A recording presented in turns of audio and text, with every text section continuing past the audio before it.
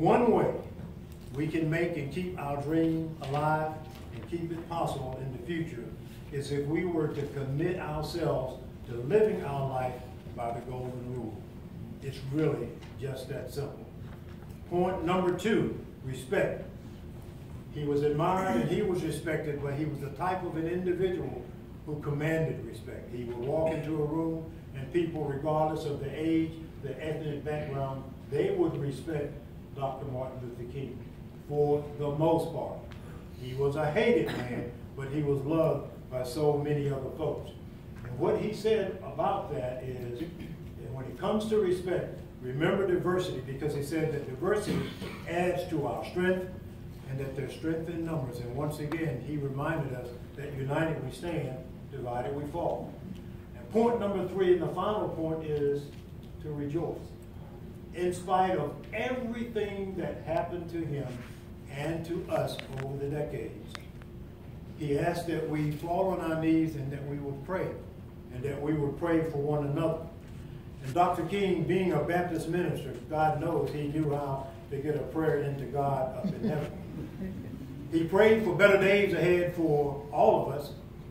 He, I think, already knew what might happen to him. I honestly feel that, based on that I have a dream speech, and the words that he said, that I might not get there with you. And he talked about having, you know, in the mountainside. I think he knew what was going to happen. But yet he still prayed for better days. And while we're here today to celebrate his life, his legacy, let's do that. Let's make it a point of fact every year to do something. You might not come here, but do something. But not only do something on this day, because see, it's called Martin Luther King Day, a day on, not a day off. It's a special day just for him. Remember to pray, and remember those other 364 days that I'm talking about, because if I am not mistaken, April the 4th, 1968, 5 days before my 17th birthday, Dr. Martin Luther King's life was savagely taken away from him. A coward, who I refuse to dignify by calling his name, but a coward shot the assassin's weapon that killed him dead.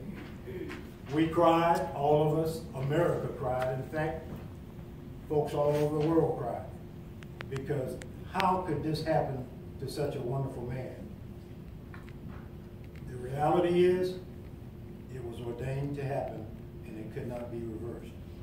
So even though his life was savagely taken from him, let us use this day in everything that he stands for and get things done. Let's not give up on this journey, because Dr. Martin Luther King was on a serious journey.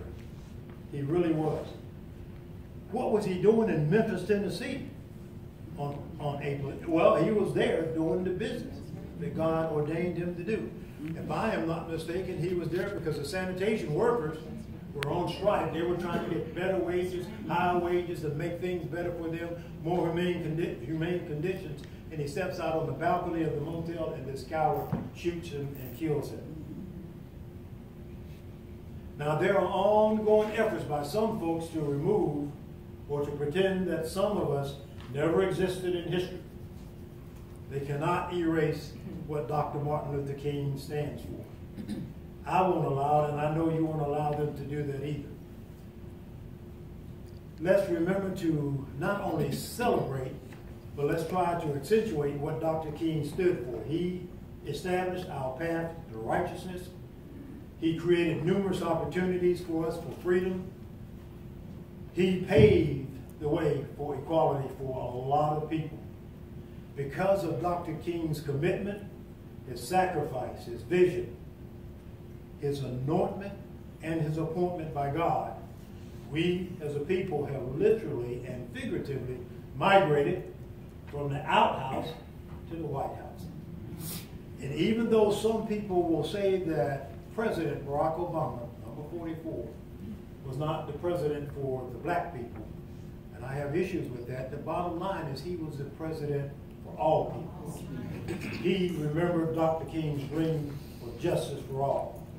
He represented as did Dr. King, all walks of life without regard to race, creed, color, gender, origin, or religion.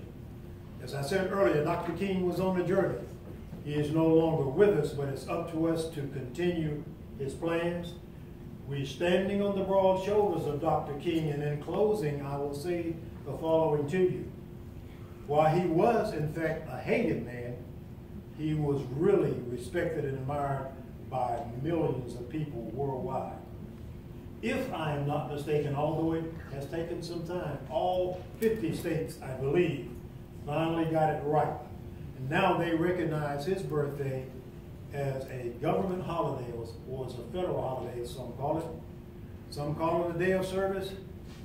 We call it a day on, not a day off. Do something on this day. Think about it. He was larger than life. There are streets, plural, boulevards, plural, roads, plural, buildings, plural, bridges, plural, and other things across the United States of America named in his honor. And if that was not enough, and it isn't, there is a 30-foot tall memorial of this giant of a man in the National Mall in Washington, D.C. I don't know if you've had a chance to see it or not, but put it on your bucket list, because if you get a chance to see it, it will actually blow you away. This monument, this memorial that stands several stories high, does not, I repeat, does not represent a war, past or present. It does not represent a president of the United States, past or present. It does not represent a white man, which the majority of the memorials do. It represents a black man who was larger than life. Our brother, a man who gave so much of himself and lived a short life because they had it taken away from him. As surely, ladies and gentlemen, as the sun rises in the east and sets in the west, Sister Lacey, I do not know about you, but I believe in my heart that one day, with the help of Almighty God and through the efforts of Dr. Martin Luther King and his sincere belief in mankind, one day we shall overcome.